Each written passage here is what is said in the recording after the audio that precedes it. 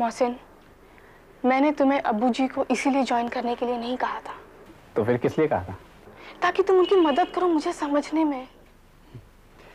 कुछ न समझे खुदा करे कोई। आप तो उस ब्रीड की हैं जिस ब्रीड के खालिद हैं।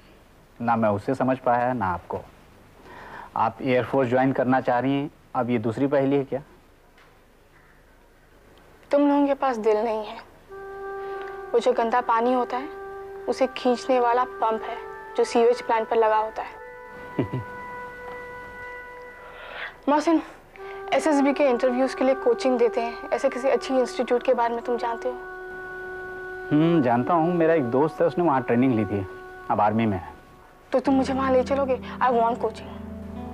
हाँ, लेकिन तुमने तो एनसीसी की ट्रेनिंग ली है ना। मोहसिन, आफ्टर खालिद मैं कोई चांस नहीं लेना चाहती हूँ। जो चीज़ पाना चाहती हूँ उसकी ट्रेनिंग लूंगी and I will make sure this time there is no failure. मुझे ले चलोगे? तुम फ्री हो? Nothing much to do. ठीक है, तो मैं तैयार होकर आती हूँ, तुम ठहरो।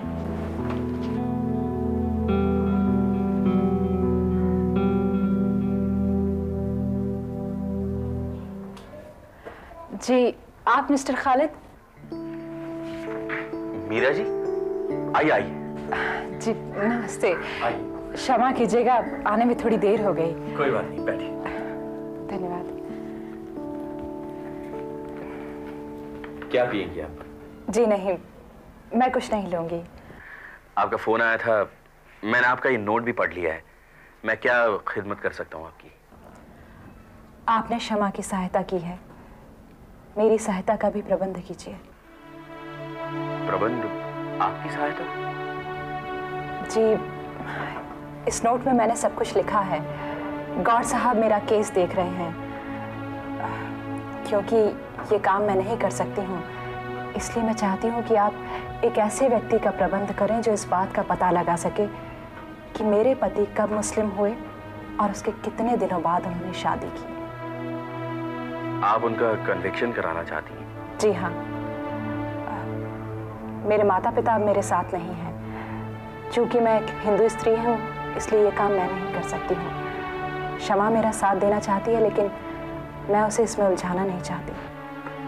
अच्छा करेंगी, क्योंकि जो कन्वर्जन करते हैं अफेक्टेड लोगों को बताते नहीं हैं। पूछताछ में झगड़े हो जाते हैं, तो उनका या आपका जाना ठीक नहीं होगा। उनका कन्वर्जन या निकाह कहाँ हुआ होगा? मुंबई में उनके बहुत से दोस्त हैं, ऐसा अनुमान है कि शायद वही हुआ हो। आप मुझे थोड़ा सा वक्त दे दीजिए, मैं कुछ लोगों से पूछताछ कर लेता हूँ, फिर खबर कर दूंगा। धन्यवाद।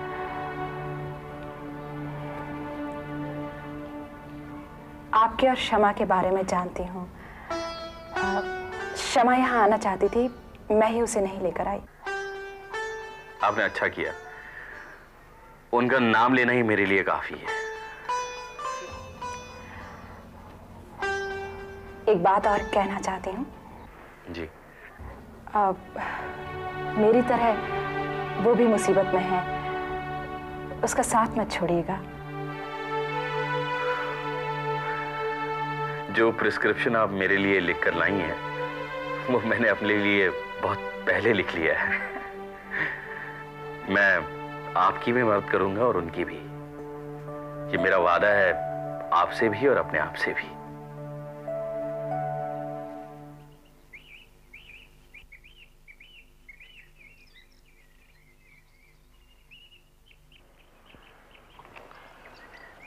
आज नहीं फोन आएगा मित्तल बाबू।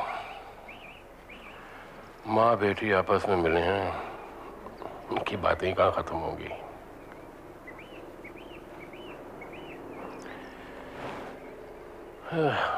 चला जाए दफ्तर।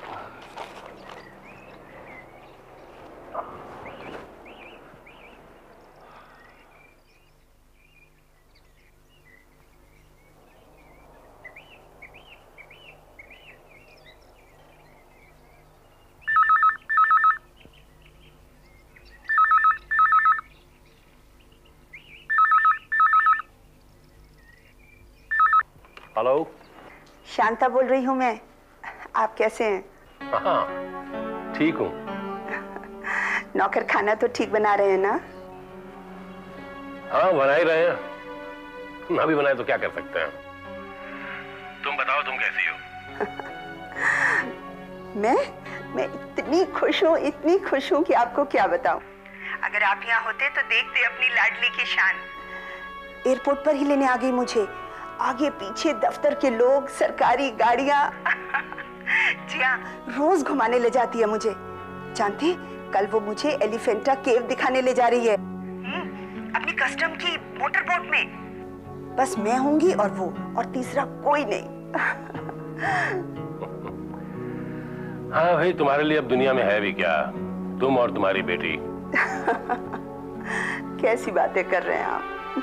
सच्ची तो कह रहा हूँ शांता, जवानी में मर्द जितने जुल्म ढाता है, उम्र ढल जाने पे औरत गिन गिन के बदले लेती है। खैर ये तो नीति है, इसमें क्या रोना। और बताओ, उससे मिली?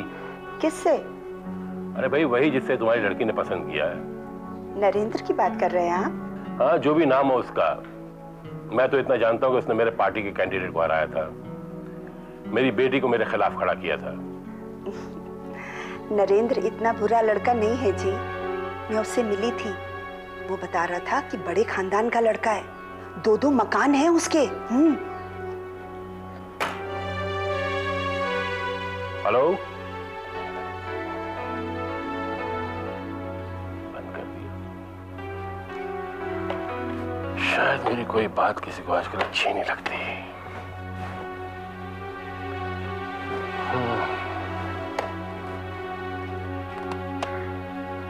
नहीं आएगा।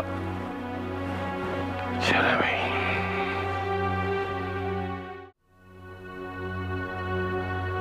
माताजी, मैंने आपसे झूठ कहा था। क्या? यही कि हमारे 2 मकान हैं। हमारे 2 मकान थे। पिताजी का शेयर मार्केट में बहुत बड़ा नुकसान हो गया, इसलिए जो बड़ा मकान है वो तो गिरवे पड़ा है, जो कि बहुत जल्द बिक जाएगा। बस एक छोटा मकान बचा है, और कुछ नहीं है। ये बात अमिता जानती है? जी हाँ। कल रात अचानक मुझे ख्याल आया कि क्यों ना मैं आपको भी सब कुछ सच सच बता दूं। क्यों? क्योंकि आपको मैंने अगर अभी नहीं बताया तो शादी के बाद तो आपको मालूम पड़ ही जाएगा, और फिर जब भी आप मुझे देखेंगी मैं आपकी नजरों में झूठे की तरह खटकूंगा। और अब बताने से? अब बताने से ये तो हुआ कि शादी के बाद आप चाहे अमिता को कुछ भी सुनाएं, लेकिन ये नहीं कह पाएंगी कि तुम्हें नरेंद्र ने बताया होगा, लेकिन मुझे तो नहीं बताया। मुझे तो उसने धोखे में रखा। माताजी, कल मैंने आपकी आंखों में देख लिया था कि मैं आपको पसंद नहीं हूं, इसलिए मैंने सोचा कि मैं क्यों अपनी असलियत छुपाऊं, क्यों आपकी नजरों में ऊंचा बनने की कोशिश करूं, क्यों ना मैं आपको अपना आखिरी दोष भी बता दूं कि मैं खाते पीते घर का नहीं हूं।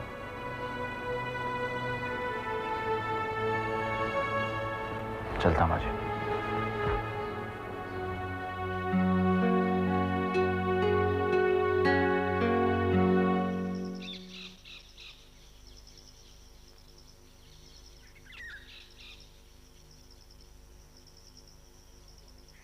कौन सी बोतल लगाई है नर्स?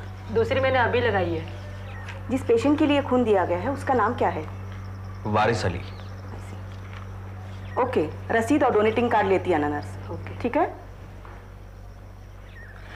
इसके बाद अगर खून देने के लिए बेगम शमा हशमत अली आ जाएं तो उनसे खून मत लीजिएगा, कहिएगा कि इस बार मैंने दे दिया है, अगली बार वो दे दें। ओके।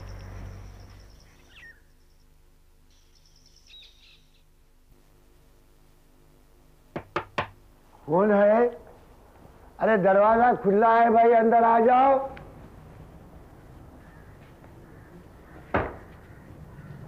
आ जाओ। अस्पताल चलने के लिए तैयार हैं आप कहीं कोई तकलीफ करे वकील साहब? शमा बीबी तो मेरे को ले जा रहे हैं अपने साथ। अब उनके पैर का प्लास्टर भी सूख गया ना, अल्लाह के फजल से, आप लोगों की दुआओं से अब दर्द बिल्कुल कम हो गया। नहीं, बात दर्द की नहीं है, वारिस मियां को खून चढ़ाया जाएगा, इसलिए एक आदमी का होना जरूरी है।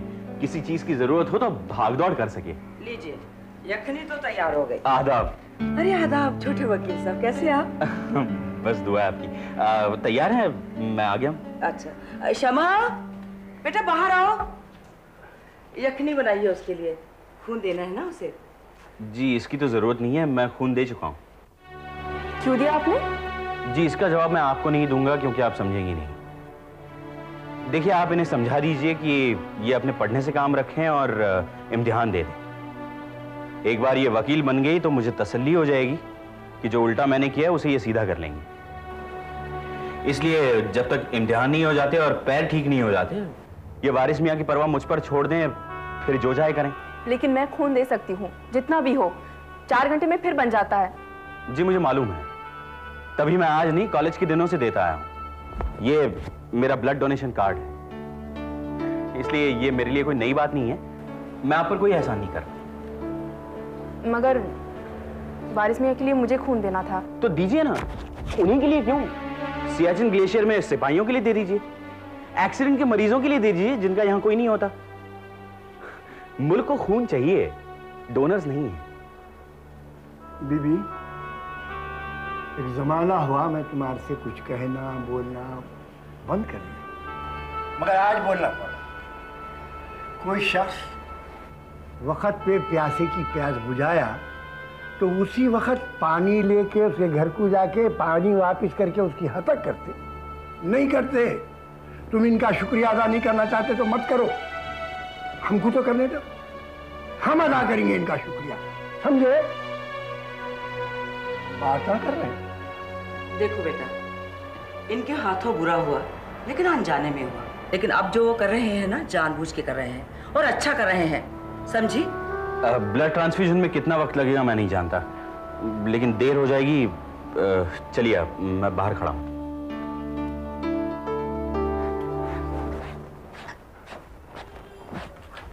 अम्मी, अम्मी मैं जा रही हूँ।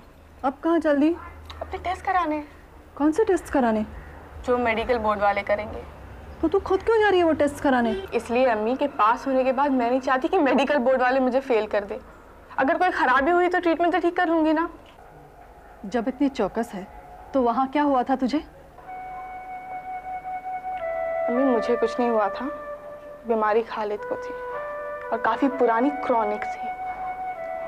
मैं बस ये नहीं देख पाई थी कि उसका इलाज मैं नहीं कोई और है।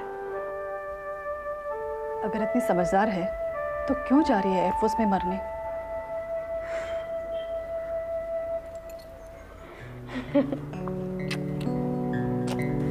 जाऊं? ये क्या है? कोचिंग क्लासेस ज्वाइन की कि इंटरव्यू में पास हो जाऊं। टेस्ट देने जा रही हूँ ताकि मेडिकल में पास हो जाऊं। आपकी बेटी इस बार फेल नहीं होगी अम्मी। जाऊं? जा।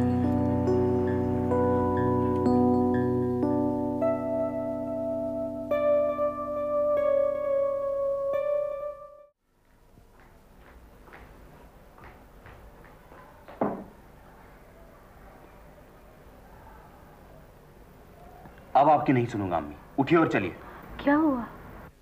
अम्मी बुखार नहीं उतर रहा, इसलिए आपके वो टेस्ट कराने जो डॉक्टर कह कर गए। कल तक रुकते हैं बेटे। बिल्कुल नहीं, अब्बू जी भी यही करते थे, बीमारी दबाते थे, इलाज टालते थे। मैं आपको ये नहीं करने दूंगा। आप यहाँ बुखार में भूनती रहेंगी और मैं बाहर परेशान रहूंगा। तू क्यों परेशान होता है? तेरा दोस्त मोहसिन शादी कर रहा है, तू भी कर ले। मेरी परवाह करने वाला कोई तो आएगा। आपने फिर वही बात निकाली है। खालिद, तुम बहुत अच्छे हो, समझदार हो। तेरे अब्बू यहाँ नहीं रहते थे तो तू मेरी सारी बातें मान लेता था। अब क्या हो गया है? देख बेटे, मैं कहती नहीं हूँ, पर जब से तेरे अब्बू अल्लाह को प्यारे हो गए हैं, मैं बहुत अकेली हो गई हूँ, टूट चुकी हूँ। मुझे साथ और सहारा देने वाला कोई ला दे। इनकार मत कर। अम्मी मैं इनकार नहीं कर रहा हूँ, वक्त इनकार कर रहा है। और आप उठिए और चलिए, वरना टेस्ट का वक्त भी निकल जाएगा। चलिए।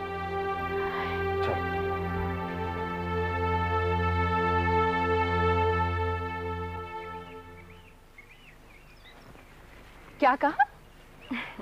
इस बार तो मेरा मत है कि मिस्टर खालिद ने कुछ भी गलत नहीं कहा है। क्यों? कैसे नहीं कहा? बार बार कहना कि अस्पताल मैं न जाऊं, वो जाए, अम्मी अब्बू जाए, सब जाए, मैं न जाऊं। क्यों? मैं कुछ नहीं। इस बार में फैसला करने वाला वो कौन हो गया? बात उसकी नहीं, बात तुम्हारी है। तुम्हें उसका कुछ भी अच्छा नहीं लगता, चाहे वो अच्छी बात ही क्यों ना करे। क्या अच्छा करे? कुछ भी।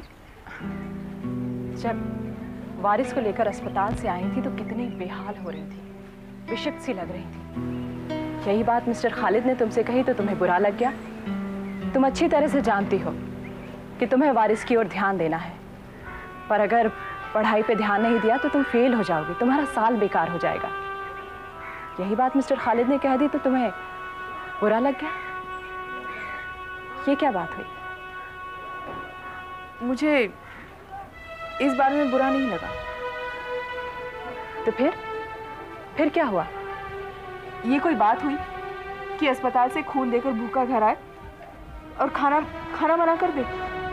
मेरा काम करे और चाय भी ना पिए, कहे कि इन्हें पिला दो। जो लोग अच्छे होते हैं ना, वो अपना काम करते हैं और चुपचाप चले जाते हैं। इस बात का इंतजार नहीं करते कि वो बैठें और आप उनकी तारीफ करें, चाय पीने, खाना खाने के बहाने आपके निकट आने का प्रयास करें। मेरे ख्याल से तो उन्होंने तुम्हारा मान रखा है और अपना दायित्व निभाने की पूरी कोशिश की है। तुम चाय पिलाकर अगर अपना एहसान उतारने की कोशिश कर रही हो तो वो गलत है, ऐसा होता नहीं। और अगर तुम्हें ये ठीक लगता है तो मैं क्या कह सकती हूँ?